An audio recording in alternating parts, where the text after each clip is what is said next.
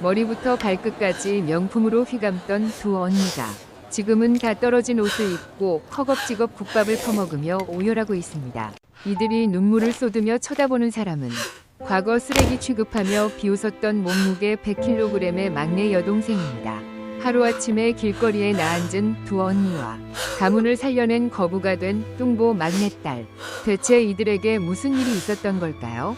늦여름의 무더위가 가시고 서늘한 가을바람이 불어오기 시작하던 무렵, 대한민국 서울 성북구의 최고급 주택가에 자리 잡은 권씨 가문의 으리으리한 저택에서는 언제나처럼 시끌벅적한 웃음소리와 함께 차갑고 계산적인 시선들이 오가고 있었다. 권푸드라는 이름으로 전국 대형마트에 김치와 각종 유기농 채소를 납품하며 식품업계의 거물로 자리매김한 권학수 회장의 집이었다. 권 회장은 밑바닥부터 시작해 맨손으로 수백억 원대의 재산을 일군 자수성가형 기업가였다. 그에게는 3명의 딸이 있었으나 자식들을 향한 그의 편애는 잔인할 정도로 뚜렷했다. 만찬 테이블의 중심에 앉은 첫째 딸 권혜진은 고급스러운 맞춤 정장을 입고 차기 경영자로서의 위엄을 뽐내고 있었다. 그녀의 곁에는 기획실 영업이사로 일하며 장인어른의 귀에 쏙 들어오는 달콤한 아부와 완벽한 매출 보고서만을 올리는 영악한 남편 상민이 앉아 있었다.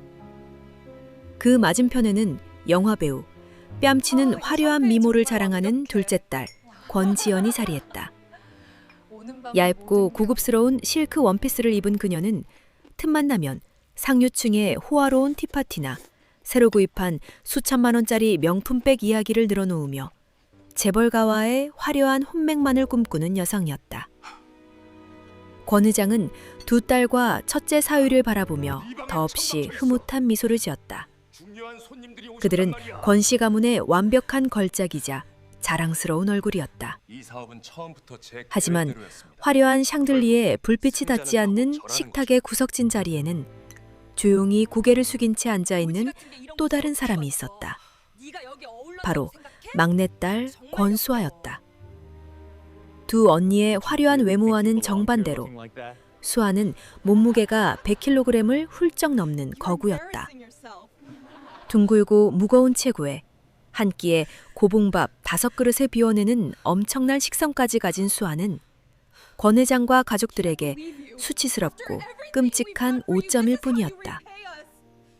권 회장은 뚱뚱하고 미련해 보이는 막내딸이 부끄러워 집에 귀빈이 오는 날이면 수아를 방 밖으로 나오지도 못하게 했다. 화기애애한 저녁 식사 자리에서도 첫째 사위 상민이 늘어놓는 사업 이야기나 둘째 지연의 사치스러운 일상 이야기만 오갈 뿐 어느 누구도 수아에게 따뜻한 눈길 한번 주지 않았고 반찬 하나 집어주지 않았다. 오히려 뚱뚱한 몸으로 개걸스럽게 밥을 먹는다며 비수 같은 조롱을 쏟아낼 뿐이었다.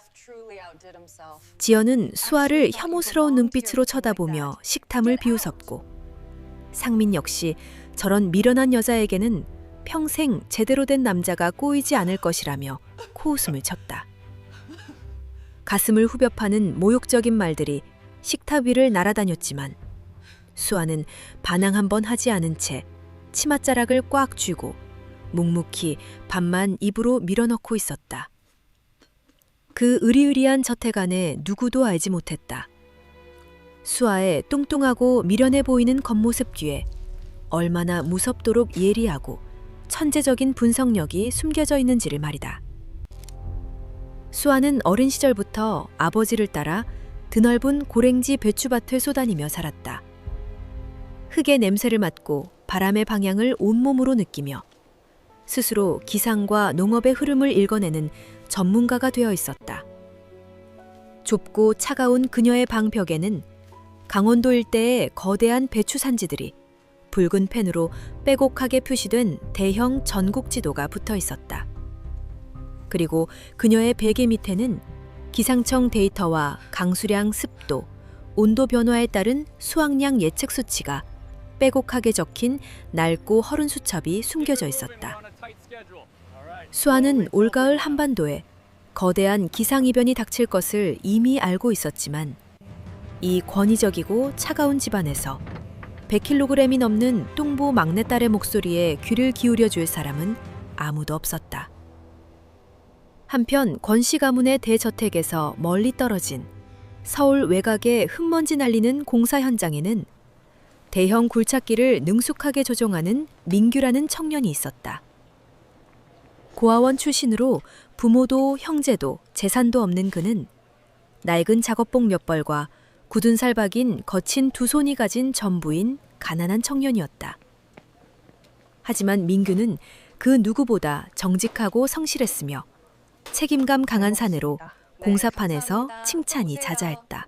어느 고단한 하루의 일과를 마친 늦은 밤, 민규는 온몸을 녹이기 위해 허름한 포장마차에 들러 뜨거운 칼국수 한 그릇과 소주 한 병을 시켜놓고 앉아 있었다.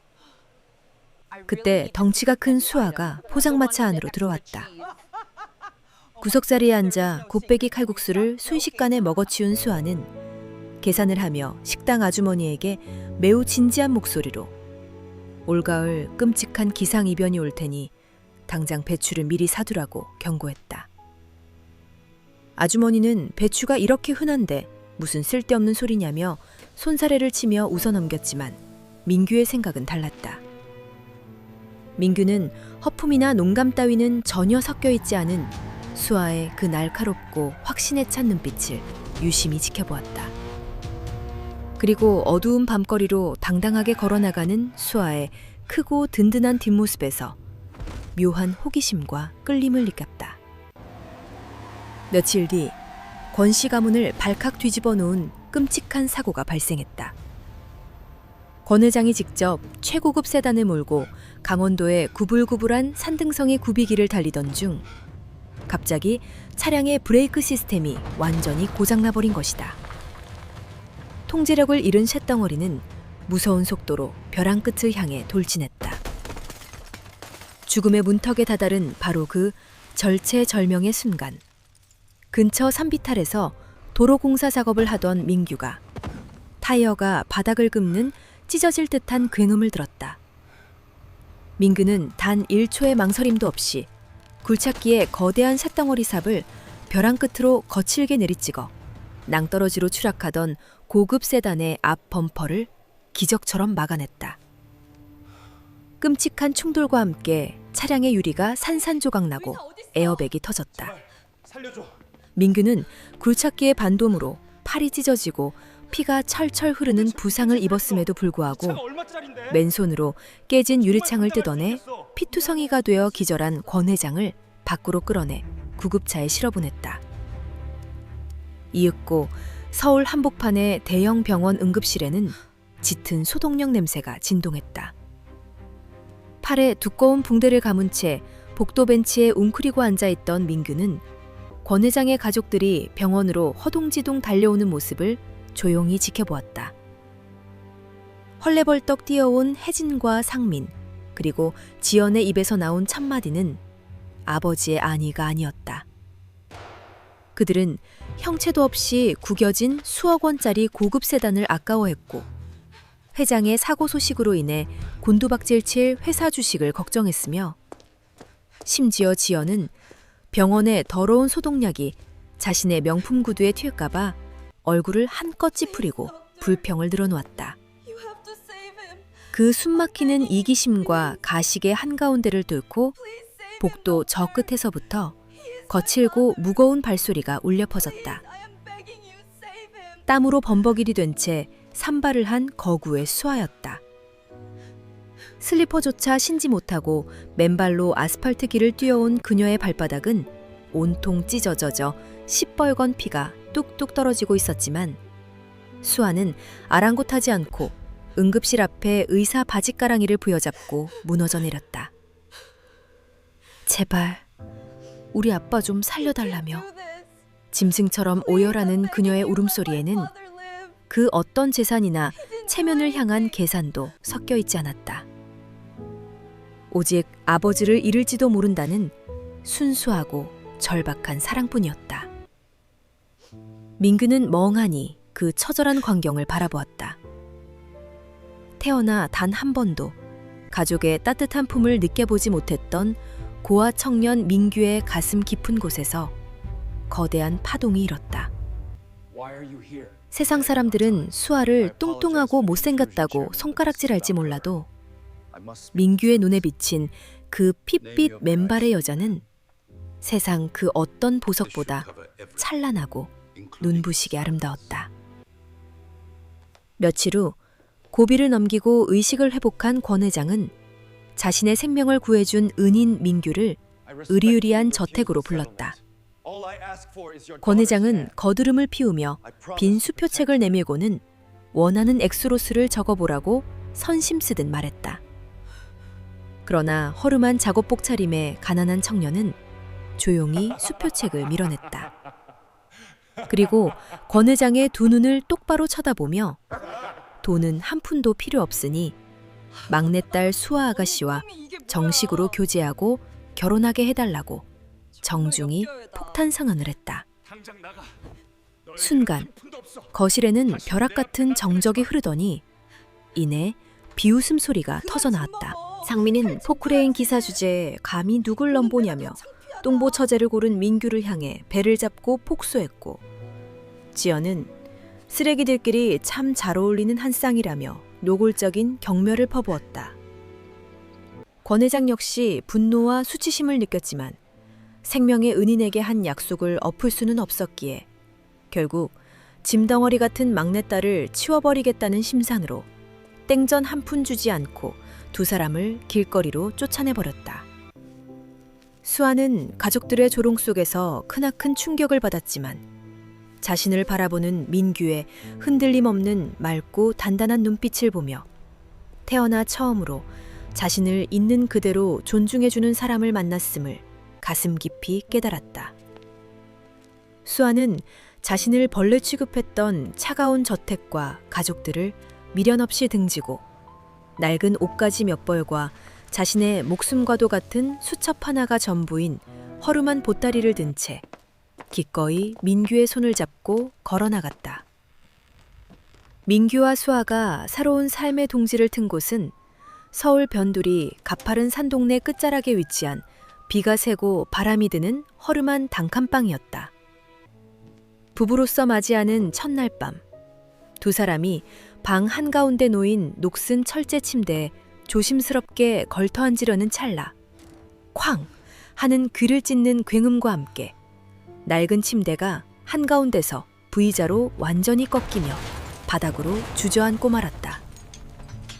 보통의 신부였다면 비참한 현실에 화를 내거나 억울함에 소리내어 통곡했을 상황이었다.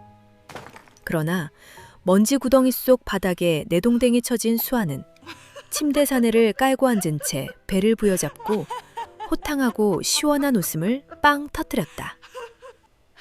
그 해맑은 웃음소리에 굳어있던 민규 역시 긴장을 풀고 먼지를 뒤집어 쓴 채 참았던 웃음을 터뜨리며 비좁은 단칸방 안을 행복한 웃음소리로 가득 채웠다. 비록 가진 돈 한 푼 없고 번듯한 가구 하나 없는 초라한 단칸방이었지만 수아에게 이곳은 그 어떤 멸시도 조롱도 차가운 눈칫밥도 존재하지 않는 세상에서 가장 완벽하고 따뜻한 스위트룸이었다. 두 사람은 부서진 침대 옆에 나란히 이불을 깔고 누워 맞잡은 두 손을 통해 서로의 굳건한 체온을 나누며 서로의 굳건한 체온을 향한 찬란하고도 치열한 반격의 서막을 준비하고 있었다. 여름이 물러가고 본격적인 가을의 문턱에 접어들 무렵 수아의 눈빛이 무섭도록 매섭게 변하기 시작했다. 매일 밤 비가 새는 낡은 단칸방에서 구형 컴퓨터 모니터가 내뿜는 푸른빛을 받으며 수아는 기상 위성 사진과 강수량 데이터를 뚫어서라 분석했다. 그녀는 조용히 남편 민규의 거친 손을 굳게 맞잡았다. 수아의 낡은 수첩에 적힌 데이터가 가리키는 결론은 단 하나였다. 올해 가을 한반도 기상 관측사상 유례없는 역대급 가을 장마와 태풍이 몰아쳐 전국의 모든 배추밭이 물에 잠길 것이라는 무서운 예측이었다. 수아는 민규에게 우리가 가진 모든 돈을 꺼내고 주변에서 빚을 내서라도 강원도 고랭지 배추밭을 통째로 매입해야 한다고 단호하게 말했다. 뚱뚱한 아내가 헛소리를 한다는 주변 공사판 일꾼들의 온갖 비웃음과 만류에도 불구하고 민규는 수아의 지혜와 통찰력을 맹목적으로 믿었다.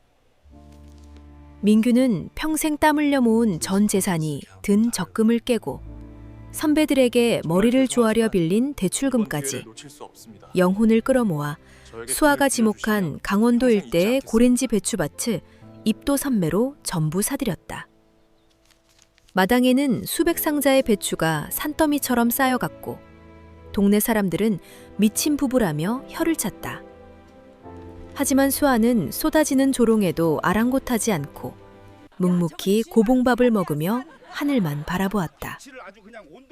그리고 보름 뒤 수아의 예언은 소름 끼치도록 정확하게 적중했다. 하늘에 거대한 구멍이라도 뚫린 듯 엄청난 폭우가 연일 쏟아졌고 전국의 농경지가 속수무책으로 침수되었다. 배추 수확량은 바닥을 쳤고 김장철을 앞둔 시장에서 배추 가격은 자고 일어나면 10배, 20배로 무섭게 폭등했다. 이른바 금배추 파동이 전국을 덮쳤을 때 민규와 수아의 낡은 단칸방 마당에는 배추를 구하려는 전국의 대형마트 유통업자들과 상인들이 수천만 원의 현금 가발을 들고 장사진을 이루었다. 수아는 양푼 비빔밥을 먹청던 숟가락을 들고 마당 한가운데 서서 특유의 카리스마로 상인들을 통제했다. 그녀는 시세에 맞게 배추의 물량을 조절하며 팔아치워 순식간에 수십억 원의 엄청난 부를 거머쥐었다. 하지만 수아는 돈의 맛에 취하지 않았다. 가난하고 소외된 동네 독거노인들이 찾아오면 수아는 환하게 웃으며 배추를 무상으로 나누어 주었다. 돈 앞에서도 흔들리지 않고 나눔의 가치를 실천하는 아내의 거인 같은 넉넉한 모습에 민규는 깊은 존경심과 사랑을 느꼈다. 한편 권 회장의 저택에는 어두운 그림자가 드리우고 있었다. 겉으로는 유능한 사위 행세를 하던 상민은 뒤로는 불법 주식 투자에 손을 대어 수십억 원의 회사 자금을 횡령한 상태였다. 주가 폭락으로 횡령액을 메꿀 길이 완전히 사라지자 벼랑 끝에 몰린 상민은 깡패들을 고용해 처제인 수아의 배추 창고를 칠 계획을 세웠다. 떼돈을 번 수아의 거래 장부를 빼앗아 약점을 잡고 돈을 갈취하려는 비열한 수작이었다. 어두운 밤 쇠파이 피플을 든 깡패 무리가 창고문을 부수고 난입해 민규를 위협했다. 하지만 라면을 끓여 먹으려던 수아는 깡패들 앞에서도 전혀 굴하지 않았다. 오히려 거대한 체구로 남편 민규를 자신의 널찍한 등 뒤로 숨긴 채 미리 창고 구석구석에 설치해둔 고화질 적외선 폐쇄회로 카메라에 붉은 불빛을 가리켰다. 수아는 휴대폰 화면을 흔들어 보이며 지금 이 모든 영상이 안전한 외부 서버로 실시간 전송되고 있다고 호통을 쳤다.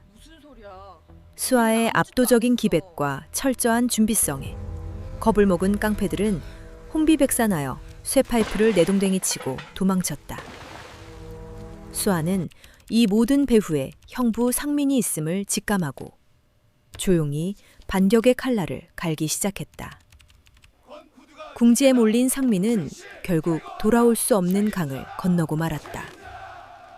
자신의 횡령과 배임 혐의를 덮기 위해 회사의 장부를 교묘하게 조작하여 장인어른인 권 회장이 유령 회사를 세워 배추를 불법으로 매섭매석하고 시장을 교란했다는 거짓 증거를 만들어 검찰에 인명으로 고발한 것이다.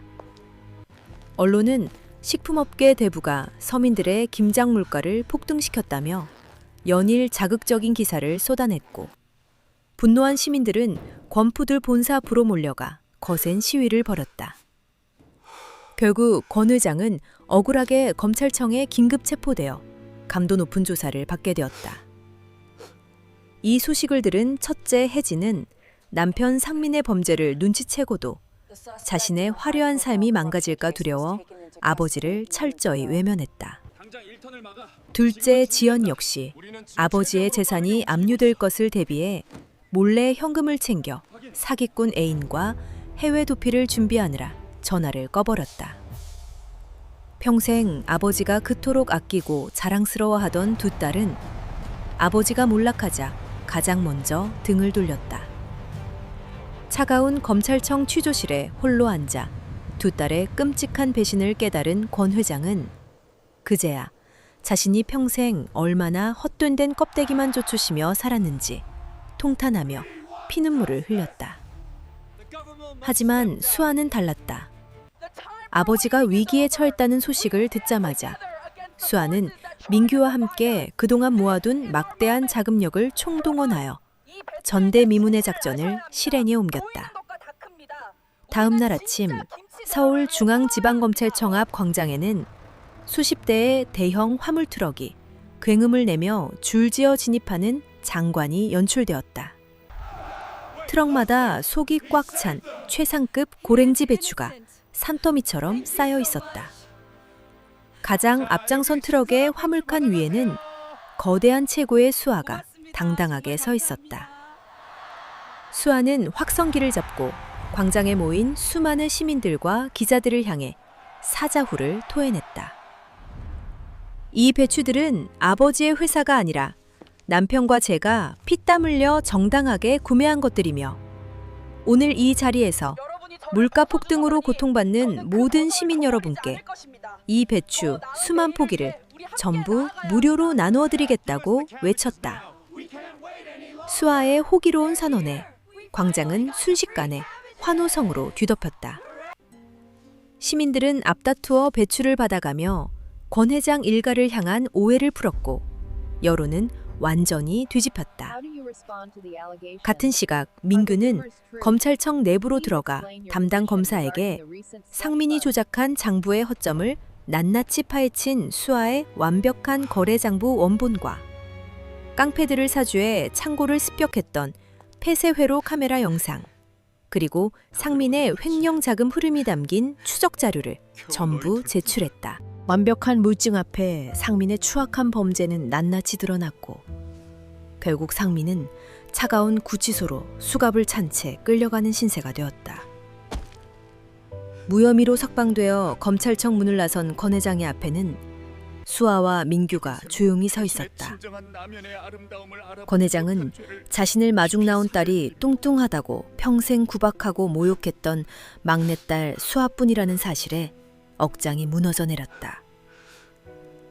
굽은 허리로 다가가 딸의 거친 손을 잡은 권 회장은 차가운 아스팔트 바닥에 무릎을 꿇고 소리내어 통곡했다.